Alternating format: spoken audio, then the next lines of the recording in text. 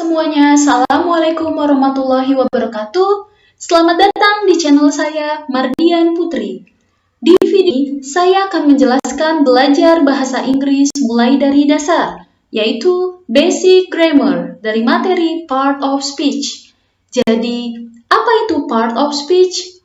Simpelnya, Part of Speech ini disebut juga dengan jenis-jenis kata atau kelas-kelas kata, bisa juga disebut sebagai kata-kata yang menyusun suatu kalimat.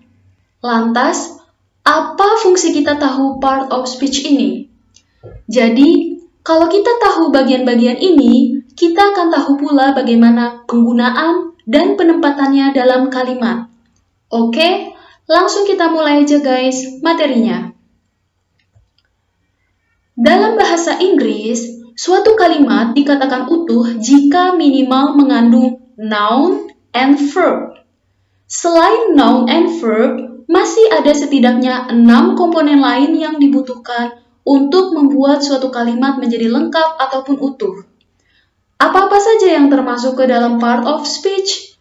Jadi, part of speech ini terdiri dari 8 bagian. Yang pertama ada noun atau kata benda, pronoun, kata ganti, adjective, kata sifat, adverb, kata keterangan, verb, kata kerja, preposition, kata depan, conjunction, kata penghubung, dan interjection, kata seru.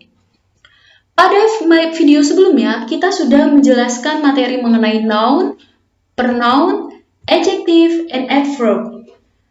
Di video ini, saya akan mereview sekilas materi noun, pronoun, adjective, and adverb, kemudian kita masuk ke materi verb hingga ke interjection. Part of speech yang pertama adalah noun, atau kata benda. Jadi, maksudnya ini apa untuk noun? Noun ini adalah kata yang dia digunakan untuk menunjukkan orang, tempat, benda, ide, dan lain-lain. Misalnya, girl. Girl ini adalah menunjukkan orang, sehingga girl dia merupakan noun atau kata benda. Kemudian ada street. Street ini adalah tempat, sehingga dia dikatakan sebagai noun atau kata benda. Yang lainnya ada friendship dan lain-lain. Contoh di kalimat. The students are intelligent. Pada kalimat ini, yang menunjukkan orang adalah the student. Sehingga, the student adalah noun-nya, kata bendanya.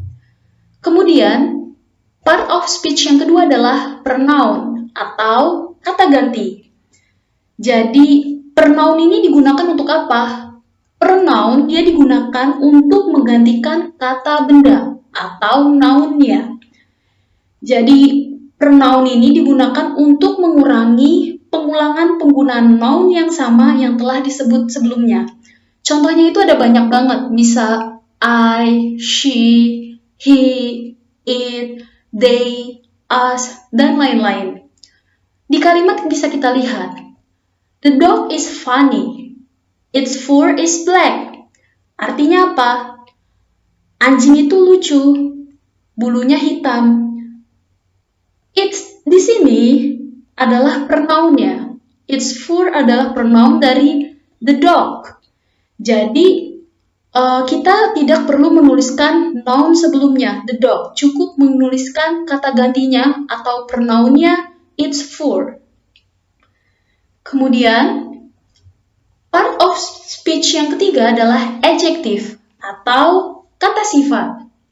Nah, maksud dari kata sifat ini tuh apa? Adjektif itu dia digunakan untuk menjelaskan atau menggambarkan maupun memberikan makna tambahan terhadap noun, kata benda, dan pronounnya atau kata gantinya. Contohnya, yellow. Yellow di sini adalah kata sifat yang mana dia menggambarkan warna. Kemudian ada small. Small adalah kata sifat yang mana dia menggambarkan size atau ukuran. Kemudian ada good. Good di sini lebih ke kata sifat yang menggambarkan quality, kualitas atau kualitasnya, kemudian ada yang, dan lain-lain. Contoh di kalimat bisa kita lihat, Dava is an intelligent student. Artinya apa? Dava merupakan murid yang cerdas. Di sini kita lihat kata sifatnya adalah intelligent. Nah, kata intelligent di sini adalah adjektif yang mana dia menjelaskan noun-nya. Noun-nya di sini adalah student. Dan di kalimat ini kita temukan ada an. An di sini adalah artikel atau kata sandang. Biasanya dalam kalimat kalian nanti akan menemukan a, an, or the. Nanti saya akan buatkan materi yang terpisah tentang artikel. Kemudian, part of speech yang keempat adalah adverb atau kata keterangan. Adverb ini biasanya digunakan untuk menjelaskan atau memberikan informasi tambahan pada verb, adjective, ataupun adverb lainnya.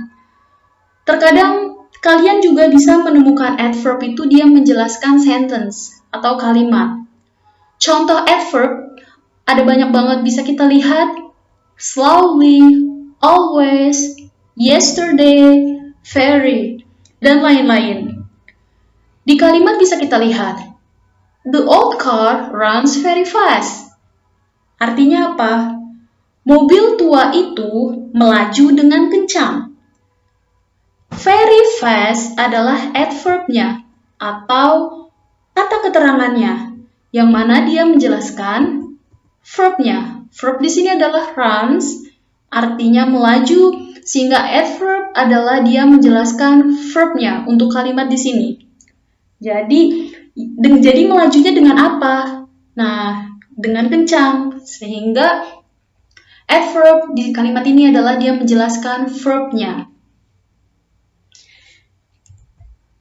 Jadi ringkasnya, untuk materi noun, pronoun, adjective, and adverb bisa kita lihat pada tabel berikut ini. Selanjutnya, part of speech yang kelima adalah verb atau kata kerja.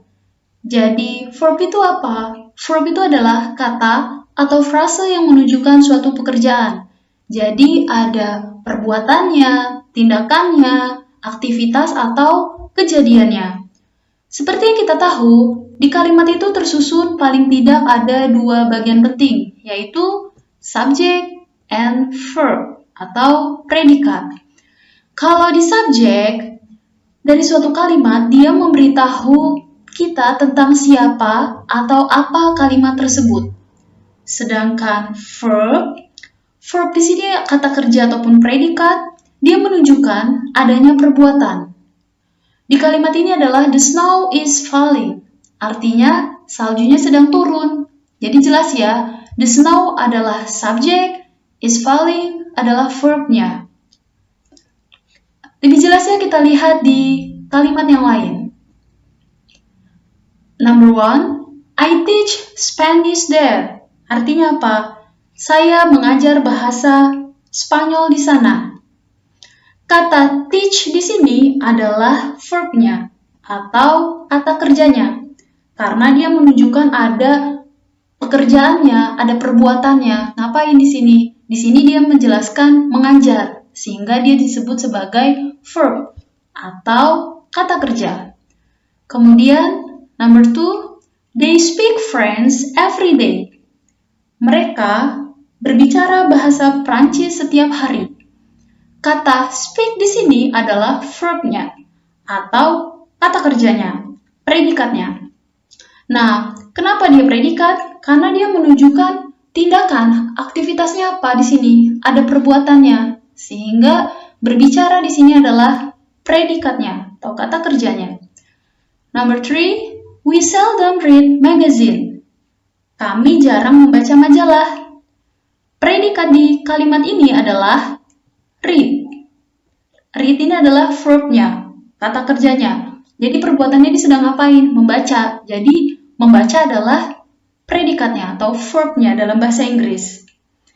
Penjelasan lebih mendalam lagi mengenai verb, nanti saya akan buatkan videonya secara terpisah, mulai dari jenis-jenis kata kerja seperti verb 1, verb 2, verb 3, dari segi perubahannya mulai dari regular verb, irregular verb, maupun transitive verb dan intransitive verb.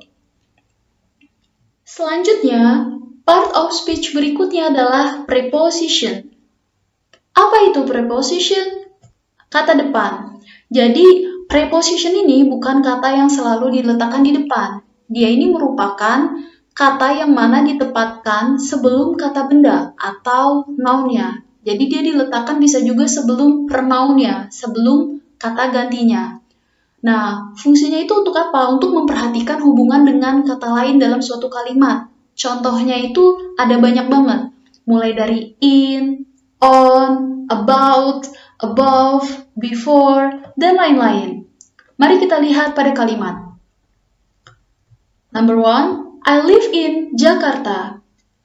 Preposition pada kalimat ini adalah in, yang mana in jatuh sebelum kata bendanya.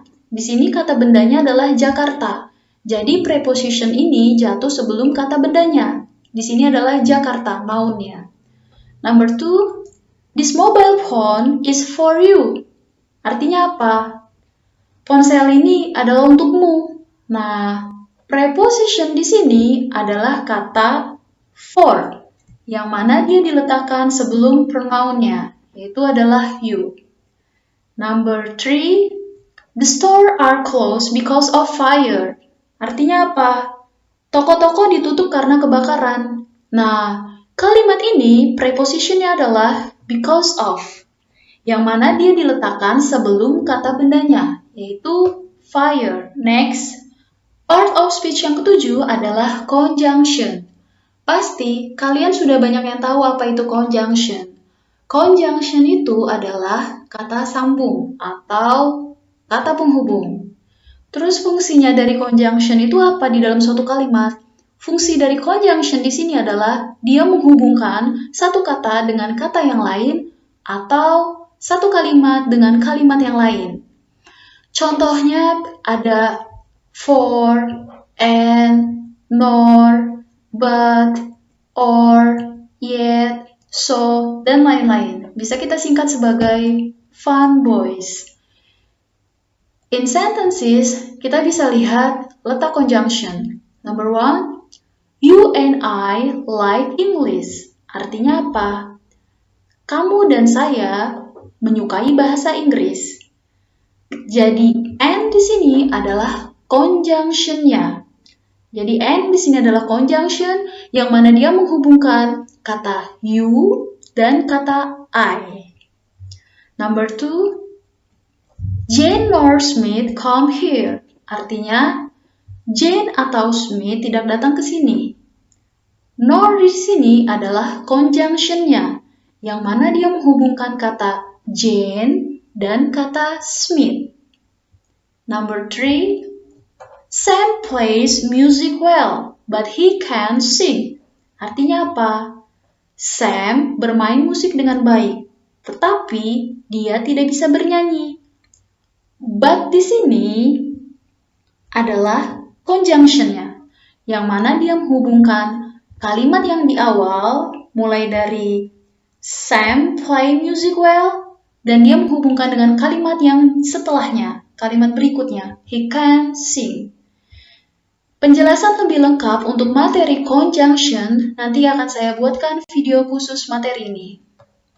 Part of speech yang terakhir adalah interjection atau kata seru.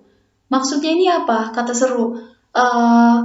Interjection ini adalah kata atau ungkapan yang dia digunakan untuk menyampaikan emosi atau perasaan kalian, seperti kalian bahagia, semangat, kaget, jijik, dan lain-lain. Contohnya, di sini artinya itu dia digunakan untuk menunjukkan kekaguman si pembicara. Misalnya di kalimat kita bilang, that is a good idea. Itu ide yang bagus.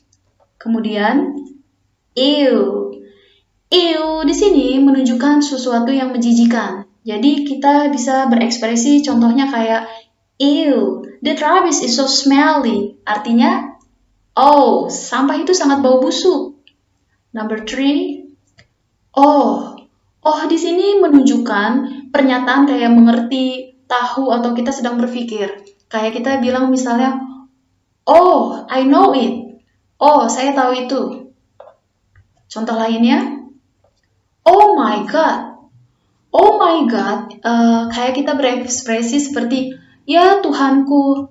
Contohnya kita bilang gini, oh my God, I don't believe it. Ya Tuhanku, saya tidak percaya itu. Kemudian, wow. Wow di sini menunjukkan kayak perasaan kaget ataupun kagum. Jadi kita berekspresi kayak di kalimat ini bilang, wow, that's really unpredictable result. Artinya, wow, itu sungguh hasil yang tidak bisa diperkirakan. Baiklah, di sini saya akan memberikan 2 soal latihan untuk mereview belajar kita kali ini. Topik yang pertama adalah preposition. Untuk soalnya adalah choose the appropriate preposition between brackets to complete each of the sentences. Jadi, pilihlah preposisi yang paling tepat untuk melengkapi kalimat ini. Jadi, kalian tinggal pilih aja preposisi mana yang benar untuk melengkapi kalimat ini.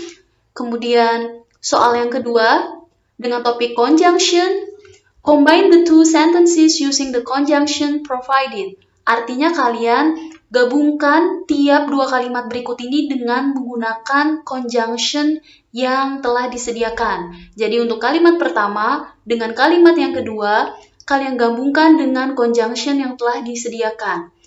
Baiklah, itu saja untuk penjelasan part of speech bagian 2 ini. Nanti video yang lebih mendetail lagi tentang masing-masing topik akan disajikan pada masing-masing video. Oke guys, jangan lupa subscribe, like, comment, and share to your friends, serta bunyikan lonceng notifikasinya. Karena apa? Karena saya akan terus mengupload video untuk membantu kalian terus berkembang dalam bahasa Inggris.